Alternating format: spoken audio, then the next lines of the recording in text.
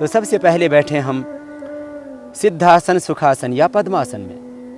बाएं पैर की एड़ी को सीवनी नाड़ी से लगा करके दाहिने पैर की एड़ी को बाएं पैर की एड़ी के ऊपर, पंजा एक दूसरी पिंडली और जंघा के बीच में, दोनों घुटने जमीन पर और दोनों हाथ घुटनों के ऊपर, 3 अंगुलियां खुली हुई और पहली अंगुली और अंगुष्ठ इनके अग्रभाग आपस में मिले हुए, यह ध्यान मुद्रा ज्ञान मुद्रा है।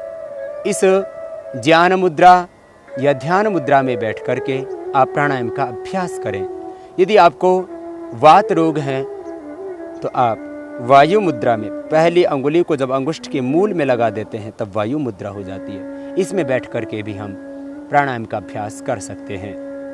और सिद्धासन के अतिरिक्त आप पद्मासन में दाहिने पैर को उठा करके बाएं जंघा पर रख देना और बाएं पैर को उठा करके उसके पंजे को दाएं जंघा पर रख देना, और संभव हो कि दोनों पैर की एड़ियां नाभि के दोनों ओर लग जाएं तो यह हो जाता है पद्मासन।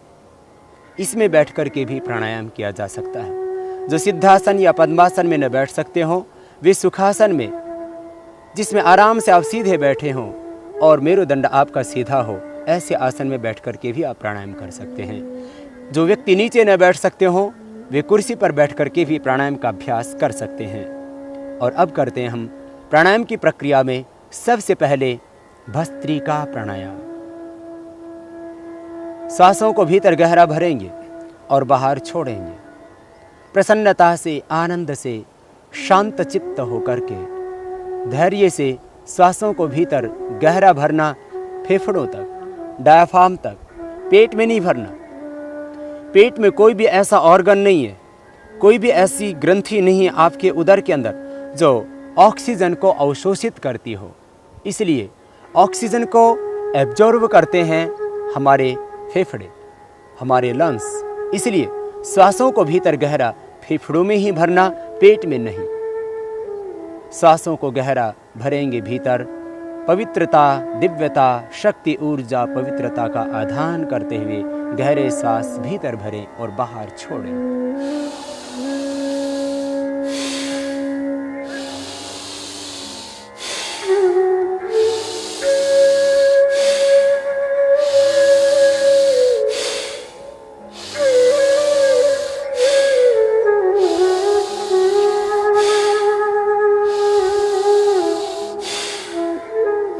गहरे सांस भर रहे हैं भीतर और छोड़ रहे हैं बाहर। लेने और छोड़ने में एक जैसा दबाव। पूरी शक्ति के साथ सांसों को भीतर गहरा भरें और छोड़ते समय पूरा सांस बाहर छोड़ें।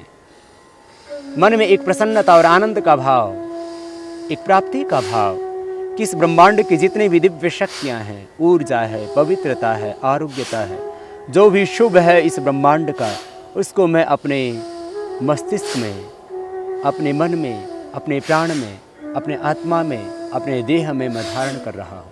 शुभ का आधान करते हुए, पवित्रता का आधान करते हुए देह में आप कर रहे हैं भस्त्रिका प्राणायाम। किसी तरह का तनाव न हो चेहरे के ऊपर। प्रसन्नता से, सहजता से, एकाग्रता से, भावपूर्णता के साथ। जैसे आपको कुछ प्राप्ति होती, उपलब्धि होती है जीवन में तो कैसी प्रसन्नता होती है, खुशी होती है, इसी तरह का एहसास प्राणायाम करते समय आपके चेहरों पर हो। जब जब थकान लगे तब तब बीच में विश्राम कर लें, फिर दोबारा से करेंगे। हृदय को स्वस्थ बनाने के लिए, फेफड़ों को स्वस्थ बनाने के लिए, मस्तिष्क संबंधी समस्त व्याधियों से छुटकारा पाने के लिए, जिनको डिप्रेशन की प्रॉब्लम हो वे भस्त्रिका प्राणायाम करना अवश्य है। जिनको माइग्रेन पेन हो वे भी भस्त्रिका प्राणायाम अवश्य करना। माइग्रेन पेन, डिप्रेशन की प्रॉब्लम, पार्किंसन का रोग, पैरालिसिस की समस्या से आपको छुटकारा मिलेगा भस्त्रिका प्राणायाम करके। समस्त स्नायु आपके परिपुष्ट होंगे, सबल होंगे भस्त्रिका प्राणायाम से। प्राण अपान व्यान उदान समान, ये पंचविध प्राण ही चलाते हैं आपके देह को। इस भस्त्रिका प्राणायाम के करने से आपके पंचविध प्राण परिपुष्ट हो रहे हैं, स्वस्थ हो रहे हैं, ऊर्जावान हो रहे हैं। ऐसा विचार करते हुए करें। फिर से एक बार प्रारंभ।